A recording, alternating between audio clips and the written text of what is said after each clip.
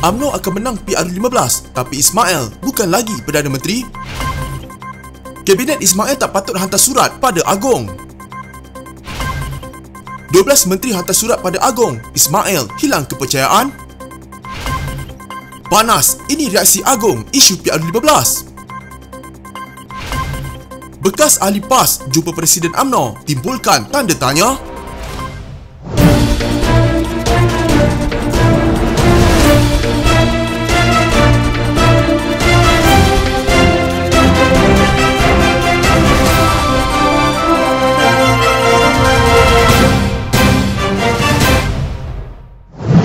Bekas Perdana Menteri Dr. Mahathir Mohamad yakin UMNO akan memenangi pilihan raya umum ke-15 tetapi meramalkan kemelut dalaman bakal menanti parti itu. Katanya kemelut tercetus kerana parti itu tidak mahu Perdana Menteri. Ismail Sabri Yaakob terus menerajui negara. Katanya kepada Nikkei, pasti ada konflik kerana saya yakin mereka tidak mahu Perdana Menteri sekarang terus berkuasa. Katanya yang dipetik agensi itu. Ismail yang juga naib Presiden UMNO dilaporkan tidak sehaluan dengan Presiden Ahmad Zaid Habidi berhubung pembubaran Parlimen dan berdesak PR15 diadakan tahun ini. Mahathir menjangkakan Ismail mungkin tidak dilantik sebagai Perdana Menteri lagi dan calon lain selain Zahid iaitu Timbalan Presiden Muhammad Hassan sebagai tokoh paling layak. Beliau yang paling kurang terlibat dengan jenayah, katanya. Mahathir berkata UMNO mempunyai peluang cerah untuk menang kerana parti itu mempunyai banyak wang. Ini bukan kali pertama Mahathir beramalkan UMNO akan menang. Pada Ogos, beliau berkata bekas partinya itu akan menang besar jika PR15 diadakan tahun ini. Ahli Parlimen Langkawi itu memberitahu Associated Press kebanyakan pengundi Melayu sudah kembali menyokong UMNO. Dakwa Mahathir, sokongan itu beralih selepas pengundi ditawarkan wang dan inisiatif lain. Tindakan 12 anggota jemaah menteri daripada Perikatan Nasional menghantar surat kepada Yang di-Pertuan Agong Al-Sultan Abdullah Riayatuddin Al-Mustafa Billah Shah untuk menyatakan pendirian mereka tidak bersetuju pilihan raya umum diadakan tahun ini disifatkan tidak wajar. Setiausaha Agung UMNO Ahmad Maslan berkata tindakan Menteri Kabinet daripada Bersatu dan PAS itu secara tidak langsung melampangkan ketidakpercayaan mereka terhadap kerajaan pimpinan Perdana Menteri Ismail Sabri Yaakob dan boleh menjejaskan keabsahan kerajaan. Ia dilihat sebagai sesuatu yang tidak baik berlaku dalam pentadbiran sekarang bila ada 12 menteri yang tulis surat sedemikian rupa, walhal selaku ahli kabinet mereka boleh menyelesaikan dalam mesyuarat kabinet. Semakin kurang keabsahan dalam kerajaan kalau 100% keabsahan sekarang tinggal 60% sahaja. 40% keabsahan sudah hilang. Sewajarnya surat itu tidak disebar. Permasalahan seperti itu boleh dibincangkan dalam kabinet, katanya kepada pemberita selepas merasmikan mesyuarat Puteri UMNO bahagian Pontian di Dewan UMNO Pontian. Ahmad mengulas tindakan 12 menteri daripada Bersatu dan PAS yang menghantar surat kepada Yang di-Pertuan Agong bagi menyatakan ketidaksetujuan melaksanakan PR15 tahun ini dengan alasan mahu memberi tumpuan kepada kebajikan rakyat. Dalam perkembangan berkaitan, Ahmad yang juga ahli Parlimen Pontian berkata kesemua 191 bahagian membabitkan wanita, pemuda dan puteri UMNO seluruh negara menggerakkan jentera pilihan raya bagi menghadapi PR15 yang semakin hampir.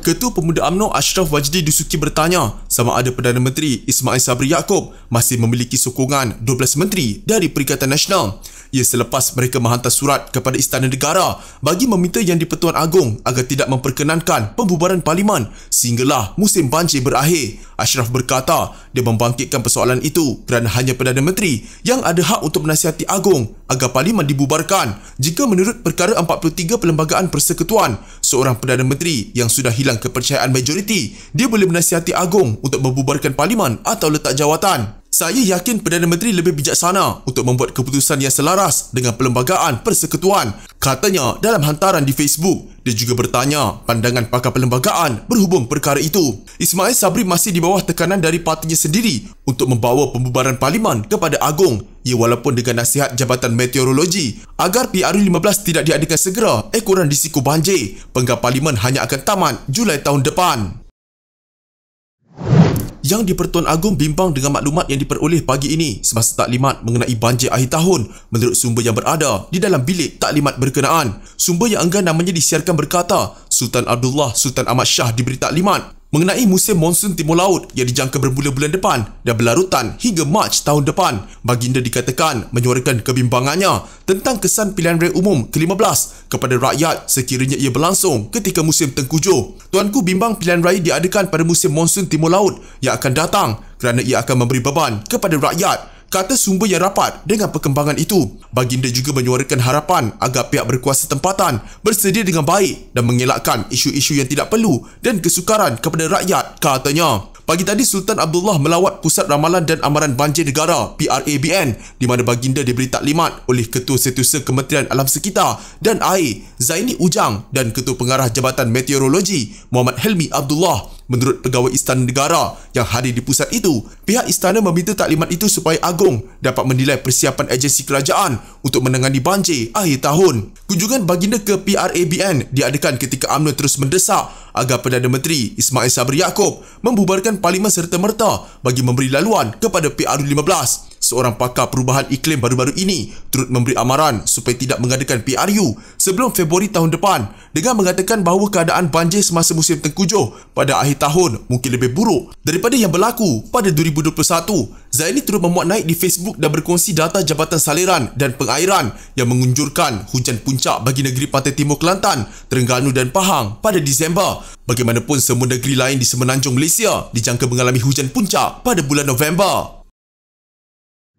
Kehadiran Ahli Parlimen Kuala Nerus Datuk Dr. Muhammad Khairuddin Ahmad Razali di Ibu Pejabat UMNO menimbulkan tanda tanya. Beliau ketika ditanya tujuannya hadir enggan mengulas mengenainya selain tersenyum. Kehadirannya itu semasa pemimpin UMNO mengadakan pertemuan bagi membincangkan manifesto pilihan raya umum ke-15. Dalam pada itu, Setiausaha Agung UMNO Datuk Seri Ahmad Maslan, beliau yang ditemui kemudiannya menafikan kehadiran Muhammad Khairuddin mempunyai kaitan dengan mesyuarat tersebut. Cuma beliau mengesahkan pemimpin PAS itu menemui Presiden UMNO Datuk Seri Ahmad Zahid Hamidi. Itu kunjungan biasa. Pelbagai pihak mengunjungi Presiden UMNO termasuk duta-duta, jelasnya. Untuk rekod, sebelum ini Khairuddin dilaporkan berkata Muafakat Nasional 2.0 bukan saja diharapkan berlaku, bahkan mesti menjadi realiti, tegas Ahli Parlimen Kuala Nerus Datuk Dr. Muhammad Khairuddin Ahmad Razali. Katanya jika Muafakat Nasional 2.0 tidak tercapai, rakyat sekali lagi akan menyaksikan berlaku pertembungan sengit antara PAS dan UMNO sebagaimana sebelum ini. Oleh itu, kata beliau, pihak luar seperti Majlis Profesor Negara dan golongan ilmuwan perlu memainkan peranan, membantu dengan memberi penjelasan kepada anak muda, orang dewasa dan golongan pertengahan mengenai Muafakat Nasional ini. Tegur, ajak dan seru golongan ini agar mereka juga turut serta bersama kami mengharapkan Muafakat Nasional menjadi kenyataan. Muafakat Nasional 2.0 mesti jadi, katanya dalam wacana kerjasama UMNO dan PAS. Apa potensinya anjuran Majlis Profesor Negara hari ini? Seorang lagi ahli panel ialah Ahli Majlis Kerja Tertinggi UMNO Datuk Dr. Fatul Bari Mat Jahya, manakala moderator Fellow MPN Dr. Muhammad Asri Muhammad Ali mengenai syarat yang dikenakan kepada PAS sekiranya ingin kembali semula. Bekas Setiausaha Majlis Syura Ulama PAS MSUP itu menjelaskan memang wajar UMNO meletakkan syarat. Katanya sebab UMNO sudah terkena dengan PAS apabila parti terbesar Islam itu lari kepada Parti Pribumi Bersatu Malaysia untuk duduk dalam Perikatan Nasional. Sudah tinggalkan UMNO kerana tertarik kepada Bersatu, maka wajar untuk UMNO buat syarat kalau PAS mahu kembali semula. Lagi ini adalah syarat syar'i dan punca berpecah sebab PAS lari kepada Bersatu. Tambahan pula, syarat UMNO itu tidak berat. PAS mesti kena terima syarat itu. PAS mesti tinggalkan Bersatu dan PAS kena berani, katanya. Muhammad Khairuddin juga dimaklumkan MSUP akan mengadakan mesyuarat dalam masa terdekat.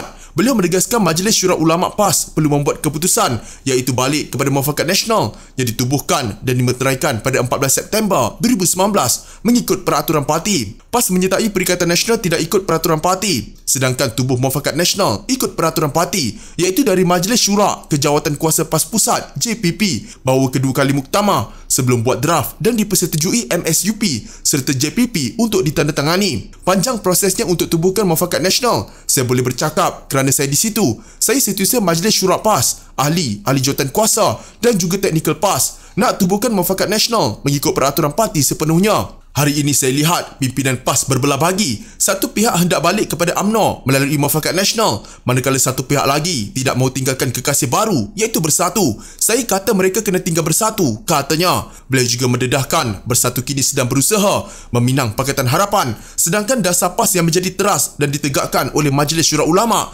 ialah tidak kepada Pakatan Harapan.